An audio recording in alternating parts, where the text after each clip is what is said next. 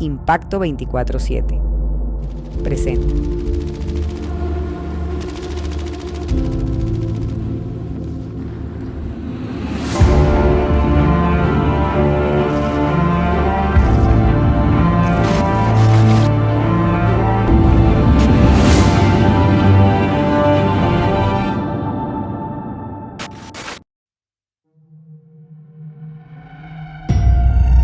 Estando allí el defensor del pueblo, nos informaron algunos integrantes de la FARC que allí deberíamos permanecer tiempo indefinido, no nos decían cuánto, por lo tanto en su momento pues allí era resistir el día a día. Ya sabíamos que él nos iba a volver a llamar. De ahí tengo un lapsus que no recuerdo hasta las pruebas de supervivencia, que es cuando no recuerdo el nombre del señor y llegan las primeras pruebas de supervivencia con la foto de ellos, que sería, yo pensaría que en diciembre, como un mes después, un mes y medio, no recuerdo bien. Quedarse sin padre tanto tiempo durante este delito del secuestro, la mente o mi mente personalmente llegó a un punto que se da el día de la liberación, que ya no quería saber más de esta persona, no quería enviar más mensajes, porque para mí estaba simplemente muerto. No quería que el sufrimiento me agobiara más. Y a mi modo de ver y mi apreciación durante todo ese tiempo que Luis estuvo en cautiverio, vimos eso, vimos indiferencia y polarización, ¿no? También en el país. Estar allí encerrados en esos palos en los cuales nos tenían, dormir allí en el piso en cauchos que nos llevaron plásticos y con esos también nos tapábamos y en su momento pues varios por los desplazamientos comenzaron a afectarse en sus zapatos porque pues los auxiliares por ejemplo llevaban zapatos normales y al transitar por la selva pues obviamente allí sufrían las inclemencias del lodo, se dañaron muy rápidamente. Pero en días posteriores entonces llegaron con botas plásticas, botas pantaneras que le entregaron a todos los que estábamos allí y de ahí en adelante se constituyó una prenda indispensable hasta el día de la liberación de estar utilizando botas plásticas pantaneras durante todo el tiempo. En oportunidades se dañaban con rotos y nos tocaba transitar con ellas o se dañaban, pero al menos había una mínima protección. Por lo tanto, a partir de ese momento las condiciones fueron más difíciles para nosotros. Se inició entonces todo un proceso. En semanas antes eran los cordeles, durante todo el tiempo cordeles amarrados en el cuello, en las manos. Muchas veces transitábamos con el cordel al cuello y el otro con las manos amarradas atrás con los cordeles, es decir que si el de adelante tropezaba, el de atrás inmediatamente iba a ser presionado por el cordel casi que a punto de ahorcarse. Después cambiaron el sistema y entonces llevaron cadenas, candados y por lo tanto se inició todo un proceso, fue de cadenas y candados las 24 horas del día y mientras hacíamos la marcha por la selva íbamos de a 2 o 3 encadenados y allí de noche entonces dormíamos en la misma selva, pero el otro extremo de la cadena lo amarraban a los árboles con otro candado. Una tortura permanente estar con estos elementos amarrados al cuello y cuando nos tocaba amarrados a los árboles o cuando íbamos uno detrás de otro encadenados.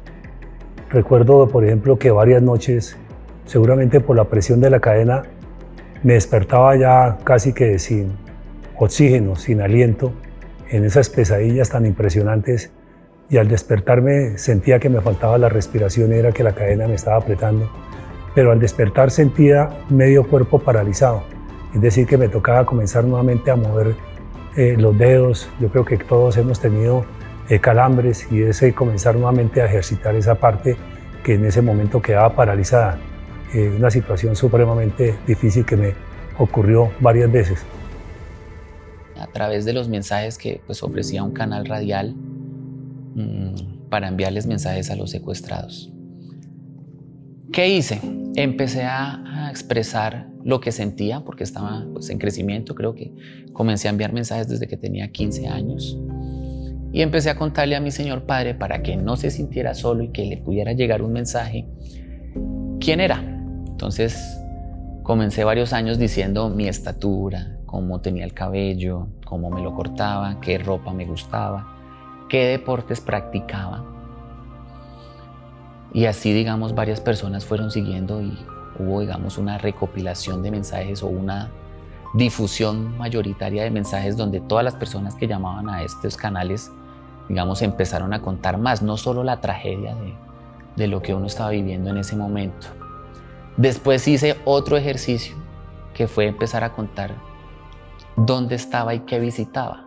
Como sabía que ellos no tenían ningún lugar de esparcimiento, sino solamente el secuestro y la selva y las cadenas y el sufrimiento, los llevaba, pues a mi Señor Padre los llevaba a los sitios que visitaba. Le explicaba la casa donde vivía, cómo era el cuarto, ¿sí? Cuántos escalones habían, de qué colores eran las paredes. Digamos que ese ejercicio duré haciéndolo hasta el 2010 más o menos, contando en cada experiencia lo que yo iba haciendo como persona. Buenos días. Hoy es más o menos 21 o 22 de abril. Quiero enviar un afectuoso saludo a mi esposa María Teresa, a José Luis, a Yelo, a mis padres, mis hermanos, mis cuñados, mis cuñadas, mis sobrinos, mis sobrinas, y toda la familia que ha sido solidaria en este momento. Podrán observar que hasta la fecha sigo sobreviviendo. En el diario vivir, Dios, pienso, nos sigue acompañando, nos sigue llevando de su mano a soportar estos momentos tan difíciles. Quiero felicitar muy especialmente a Jenny. Supongo que ya se graduó, porque cuando estuvimos en enero sabíamos que ya próximamente se iba a graduar. Entonces espero que eso ya haya sido una realidad y que sigan sus estudios. Lo mismo José Luis, síganse preparando, sigan estudiando. María Teresa, estudio también. Yo sé que el estudio es fundamental en la vida. También quiero enviar un cordial saludo al señor Ervin Hoyos Medina, al señor Nelson Moreno, al señor Darío Arismendi, a Antonio José Caballero, a todos los medios de comunicación que siempre han permitido que en sus espacios nuestras familias envíen los mensajes hacia nosotros. Me despido con un fuerte beso, un fuerte abrazo para mi esposa, mi hijo José Luis, mi hija Jenny. Los quiero, los adoro, los amo, siempre los llevo en mi pensamiento. Ustedes son mi razón de vivir, mi razón de existir. Dios les acompañe siempre.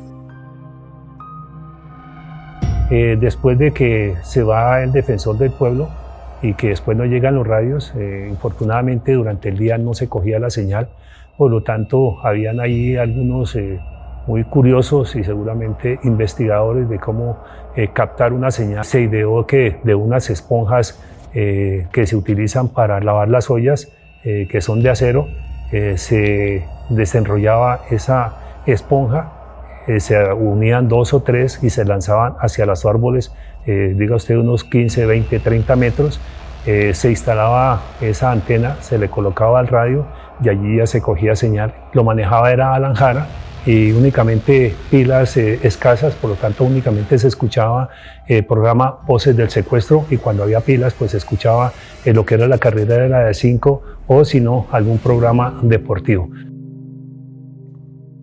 Bueno, me gradué, fui a la universidad, hice 2 semestres de odontología, me retiré y después ingresé a estudiar veterinaria, y para esa época siempre íbamos a mandarle los mensajes a Caracol Radio. Pero yo estaba muy pequeña, me acuerdo que mi mamá me llevaba como en ese lapsus de 12 a los 16 años. Nos íbamos, yo qué sé, nos íbamos en la noche en el carro y uno que otro mensaje, porque Caracol quedaba como en un sitio diferente al que queda hoy en día. Y nos tocaba hacer fila afuera, esperar a que pasaran varios familiares, y luego ingresábamos y como un mensaje corto. Y de ahí conocí a Ervin Hoyos, y con Ervin, pues él fue también como un papá, y él, bueno, me introdujo un poco hacia el periodismo, digámoslo así, porque yo estudiaba veterinaria.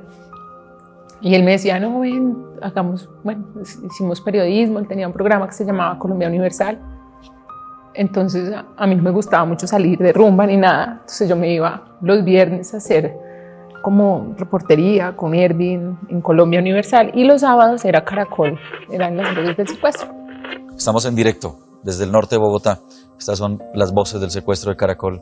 Es un gusto poder saludarlos a todos ustedes en las selvas de Colombia, allá donde nos están escuchando, allá donde ustedes esperan ese turno para el regreso a la libertad. Por ese siguiente mensaje es para el señor coronel Luis Mendieta Ovalle, donde quiera que lo tengan, donde quiera que se encuentre su señora esposa, es aquí con nosotros también. Buenos días y bienvenido. Buenos días, Ervin. Buenos días, equipo Caracol. Para mi amado esposo, como todos los amaneceres de estos domingos, un abrazo a través de la distancia, un beso muy grande. Mis deseos de bienestar físico, mental y espiritual extensivo a todos tus compañeros de cautiverio. A ver, Jenny Mendieta, el mensaje para su padre, el coronel Luis Mendieta. Hola, papito. Espero que a través de la distancia te llegue este mensaje. No olvides que te amo, te adoro con toda mi alma. También con algunos integrantes de la FARC veíamos que algunos estaban aburridos, y tomamos dos ejemplos, uno de alias Papas, cuando estábamos en los primeros años, que él siempre vivía era renegando de las FARC. Un día escuchamos que sonó un disparo. Él era supervisor de una escuadra de los mismos guerrilleros. En los días siguientes, porque nosotros siempre estábamos pendientes de quién estaba o quién faltaba, vimos que faltaba ese alias Papas, y ya a los días un guerrillero nos dijo de que este guerrillero se había suicidado con la pistola, se había pegado un tiro en la cabeza. Otro ejemplo es alias de Giancarlos, un enfermero que también estuvo varios meses con nosotros. Él era el enfermero y se encargaba de llevarnos los medicamentos, hablaba con nosotros, y un día escuchamos una explosión. Después vimos que el señor Giancarlo no volvió. Preguntábamos que qué había pasado con el enfermero. Ya cambiaron, fue el enfermero. En los días siguientes de la explosión el lugar olía a podrido. Entonces ya un guerrillero nos dijo que enfermero Giancarlos había activado 2 granadas y se había suicidado. Cuando nos desplazábamos en esas caminatas, pasábamos por Chagras, allí veíamos los cultivos de coca, e incluso veíamos las cocinas, como se llama coloquialmente, artesanalmente, estos sitios donde se procesa la cocaína.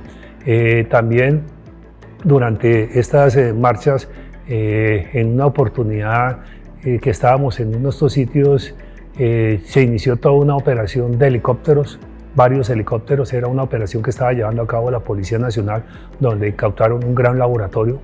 Ese día nos metieron a la selva y fueron de todo el día operaciones de helicópteros. Seguramente no nos detectaron, pero ya en los días siguientes no hubo más presencia de la fuerza pública, especialmente de la Policía Antinarcóticos, por lo que tuvimos conocimiento. Pero la sorpresa fue que en los días siguientes seguramente la policía no destruyó todo, seguramente únicamente lo de la droga, pero respetaron lo de los víveres, y la sorpresa fue que nos dieron algunos productos especiales que nunca veíamos en la selva, es decir, algo de pollo, algo de carne, incluso algo de huevos en ese momento. Esa fue una situación especial que vivimos. Después, un día, infortunadamente no pude caminar más, por lo tanto, en ese transcurso de tiempo pues, fue muy difícil para mí, porque mientras mis compañeros llegaban hacia las 4 de la tarde después de una caminata en esa marcha de la muerte, pues ellos allí podían descansar y seguramente les daban comida, mientras que yo llegaba por ahí a las 10, 11 de la noche al sitio, y por lo tanto muchas veces pasaba la noche sin comer y me tocaba dormir al lado de alguno de los compañeros que me hiciera campo ahí en el plástico. Fue un tiempo supremamente difícil. Después ya no puedo volver a caminar, me transportan en un palo, en hamaca, me tiraban al piso donde habían hormigas, las inclemencias del tiempo, también de la lluvia, el estar tirado allí varias horas posteriormente al llegar a un sitio donde podía dormir, pues nuevamente al lado de un compañero, muchas veces aguantando hambre, aguantando sed, hasta que llegamos a un sitio y ahí estuvimos estables. Fueron 5 semanas en las cuales no pude caminar, y en el transcurso de ese tiempo hubo relevo de quien se encargaba de trasladarnos, y allí entonces nos recibió alias Jerónimo. Antes era con alias Sombra, de exponer también de estos maltratos con alias Sombra, que siempre nos trató mal, aparte de que nos hacía unas caminatas extenuantes antes de esta caminata de la muerte, y después de transitar durante todo el día por barrizales, por Pango, pasar ríos, etcétera, y llegar por la tarde en unas condiciones de cansancio extremos y con el morral a nuestras cuestas, pues nosotros llegábamos totalmente embarrados y veíamos a alias Sombra en una silla muy bien presentado, limpiecito y apenas riéndose. Es decir, que allí nos hacía estas caminatas, era como una tortura para que nosotros sufriéramos las inclemencias allí de la selva. Afortunadamente, alias Jerónimo traía una enfermera que me suministraron unos medicamentos, y allí comencé ya mi proceso de recuperación, porque inicié nuevamente gateando prácticamente, después tratando de dar primeros pasos, y después con ayuda de horquetas pude comenzar a caminar, hasta que por fin, después de muchos días, me rehabilité y ya podía caminar. En su tiempo muy difícil, porque también me dio paludismo, me dio diarrea, por lo tanto era estar sin poder caminar, con diarreas, con dolores de cabeza, con paludismo, y allí mis compañeros eran los que me llevaban al hombro, cada uno de un brazo. En ese tiempo pensé que me iban a fusilar, porque me dejaban con 6 hombres atrás, y como no podía caminar, y cuando uno se convierte en una carga para los integrantes de la FARC, porque así ha pasado incluso con sus mismos hombres, inmediatamente lo fusilan. Ellos no atienden sus heridos, sino que si los ven muy graves, les quitan la vida y los tiran a los ríos o los entierran. Entonces, en ese momento pensé que me iban a eliminar. Fue días de mucha zozobra, mucho temor. Podríamos decir que en cualquier momento pensaba que me podían fusilar en cualquier instante.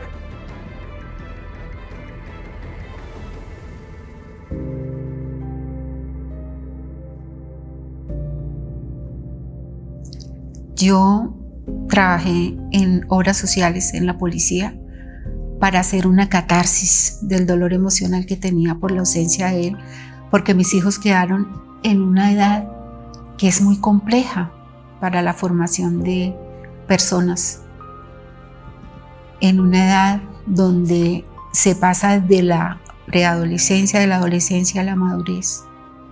Y sin papá, mi hijo no tenía con quién identificarse, mi hija sí conmigo. Y para mí fue muy difícil, ¿no? O sea, porque ¿qué consejo le puede dar una mamá a un hijo varón? En el tiempo de la zona de distensión y antes, en lo que fue la caminata hasta llegar a la zona de distensión, cuando se está en ese ejercicio, podríamos decir por parte de los integrantes de la FARC, únicamente son 2 comidas al día. Una a las 9 de la mañana, un caldo con pasta o con frijoles, y por la tarde otra comida hacia las 4 de la tarde. Estando allí en las jaulas de concentración, y especialmente con alias Sombra, donde hubo la división de los 28 y los 10, observamos que a nosotros nos daban la comida rutinaria, mientras que allá ellos gritaban bastante, protestaban, y a ellos les llevaban otros productos alimenticios, especialmente enlatados. Es decir, que ellos tuvieron en su momento determinado privilegio, que hoy en día pues aquí en la vida civil no es nada, pero estando allá cualquier pedazo de panela es valioso, porque en oportunidades que nos dieron comida para transportarla en esas caminatas largas, por ejemplo, en una oportunidad nuestro compañero Rodríguez estaba comiendo un pedazo de panela, de una panela que le han dado para cargar. Inmediatamente lo agredieron, lo insultaron, que él que hacía comiéndose la panela. Es decir, le hicieron todo un desplante y una humillación fuerte casi con amenazas de muerte por haberse comido la panela.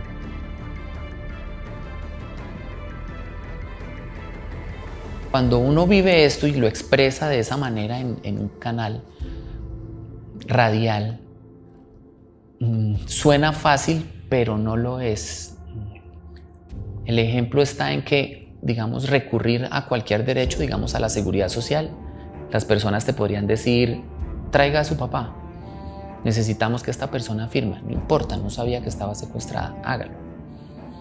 Acceder, digamos, a cualquier beneficio que el Estado estableciera siempre tendía a ser la misma respuesta por parte de la persona que estaba ahí, ¿no? O sea, era una realidad que uno sabía que sucedía, pero que nadie entendía o que nadie podía llevar a la práctica para restablecer o para menos colaborarle a las personas que en ese momento llegaba solicitando ese tipo de ayuda, ¿no? Estar en estas jaulas con las cadenas, con los candados, o estar en ese trasegar por la selva con estos implementos, pues eso era un acto de crueldad, de inhumanidad. Fue difícil, sí, fue muy difícil. Vivir en una constante zozobra es muy duro, muy doloroso. Solamente las personas que hemos pasado por esa situación entendemos y nos colocamos en los zapatos de los que sufren. Porque, digamos, también se da todo el efecto contrario, ¿no?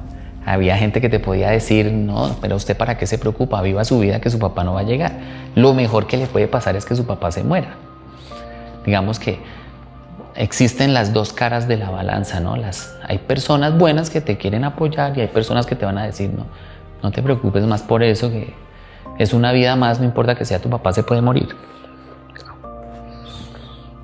Yo creo que algunos amigos sí conocieron la historia cuando nos veíamos los fines de semana y que yo me quedaba hasta tarde a enviar mensajes. Digamos que sí lo conocieron y les parecía un poco increíble que una persona durara tanto tiempo secuestrada, ¿no? Ya esa época creo que eran 9 años o ya a los 10 años, porque él salió en junio de ese año, sí, como 10 años. Entonces, pues les parecía como increíble eso, ¿no? Que alguien estuviera tanto tiempo. Además que hubo más o menos 4 años que no hubo pruebas de supervivencia. En homenaje a Ervin Hoyos, quien, a través de su programa Las Voces del Secuestro, permitió que los vínculos de los secuestrados con sus familias en libertad perduraran. Gracias por dar aliento a todos ellos cuando más lo necesitaban.